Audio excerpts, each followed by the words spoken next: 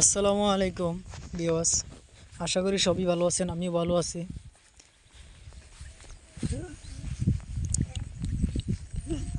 Video বানানোর উদ্দেশ্য হইল এটা যে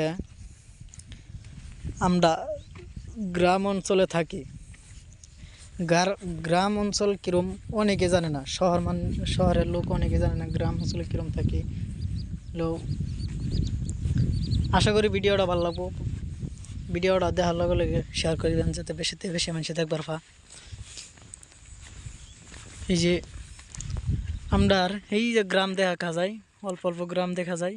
এটা গ্রাম থেকে আঙ্গর এই ছোটো মোটো নদীর পাশে আসতে হলে আবার হলে মানে 2-3 মিনিট সময় লাগে। এই নদীটা বেশি বড় না, অল্প একটু বড়, বেশি বড় না। তো ঘুরে দেখতাম আর আপনার ঘরে দেখাইতাম। আর একটা তো হইলো যে গ্রাম অঞ্চলে মানুষের কী করে খা, এটা আপনাদের কাছে তুলতে চাই।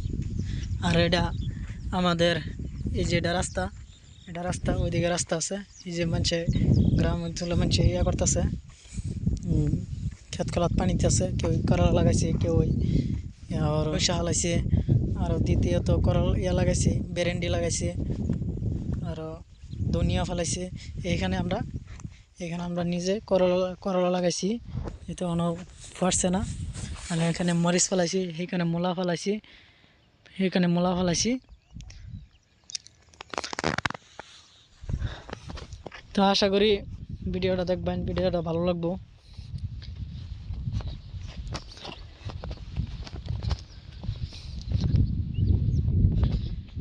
এটা আপনাদের রাস্তা আছে, রাস্তা এত ভালো না।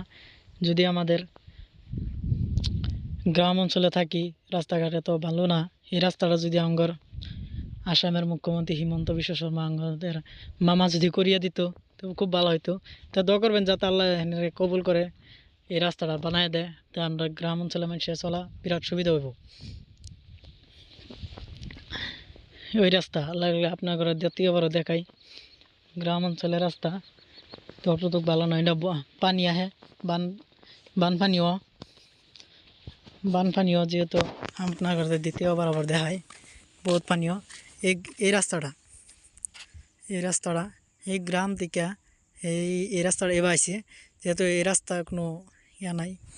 আরও এক কথা হয়েছে, যাতে আমাদের আসামের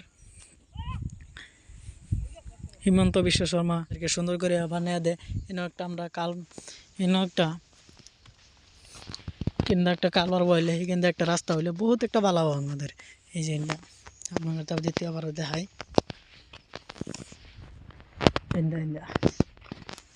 যদি একটা রাস্তা তো মানে রাস্তা বহুত ভালো আর কি, একটা মানে আমার চলাফেরা বহুত একটা ভালো, বুঝছেন না? তার একটা বস্তু দেখাই না করে বহুত ভালো লাগবো ইনশাল্লাহ। দেখাইতেছি এটা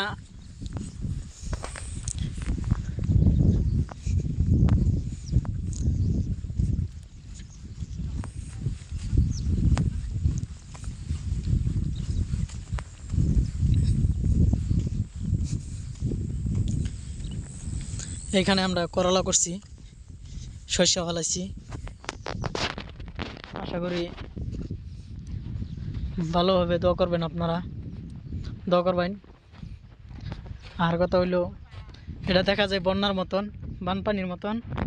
যেহেতু এটা বানপানি না, এটা মানে কি আমরা মানে এই পানিটা আটকে রাখলে মানে মানে আপনার যারা ফসিল করে, ধান ক্ষেত করে, মানে এটা মানে আটকে রাখলে আর কি বালা কেলিয়া বালা। আপনি ধরো বাঙ্গায় কই যেহেতু আমরা যখন ক্ষেত করি এক শ্বাস করে থই দেই, এক শ্বাস করার পরে মানে যদি শুকায় যায়, মানে যখন সূর্যের তাপ আসে যখন শুকায় যাব, এখন শুকায় যাইলে আমাদের কী হইব, প্রবলেম হইব, দিকদার হইব। সেই জন্য পানি আটকে রাখছি, যেহেতু মাটিটা মোলাম হয়ে থাকবো, নরম হয়ে থাকবো, বহুত ভালো লাগবো। 1-2 শ্বাস কইরা ক্ষেত লাগাইতে পারবো। আর এইগুলা বাঁশ যে দেখতেছেন, এগুলা বাঁশ আনছি যে করলা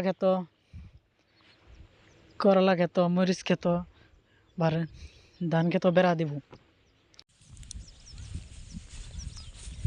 আসসালামু আলাইকুম, আশা করি সবাইটাই ভিডিওটা ভালো লাগবে বা সবই শেয়ার করবেন।